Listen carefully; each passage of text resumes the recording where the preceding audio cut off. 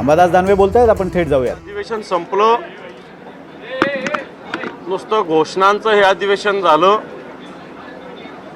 विरोधी पक्ष म्हणून आम्ही सरकारला जनतेसाठी, विशेषतः शेतकऱ्यांसाठी, कष्टकऱ्यांसाठी, बेरोजगार तरुणांसाठी, या महाराष्ट्राच्या विकासासाठी मुंबई असेल, विदर्भ असेल, मराठवाडा असेल, कोकण असेल, उत्तर महाराष्ट्र असेल, खानदेश असेल, या सगळ्याच्या विकासासाठी वेगवेगळ्या पद्धतीनं वेगवेगळ्या आयुधाच्या मार्फत सरकारला कोंडीत पकडण्याचा प्रयत्न केला.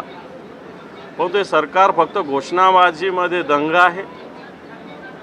काल कुठेतरी शेतकऱ्यांचा कोणता पुरस्कार कृषी विभागाचा मुख्यमंत्र्यांना भेटला असं वाचलं.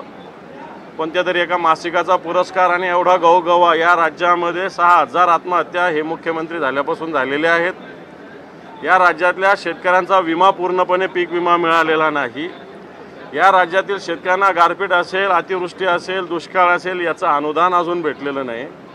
आणि ह्यांना कृषीभूषण, कृषीचा कोणता पुरस्कार कसा मिळाला, हा कोणत्या शासनाचा आहे, सरकारचा आहे, राज्याचा का केंद्राचा, हे तपासलं पाहिजे. एक, परंतु या सरकारने या सगळ्या अधिवेशनात निव्वळ घोषणाबाजी केली. राज्याचं आर्थिक परिस्थिती बघितली तर राज्याची आर्थिक स्थिती आत्ताच्या घडीला अतिशय चिंताजनक आहे.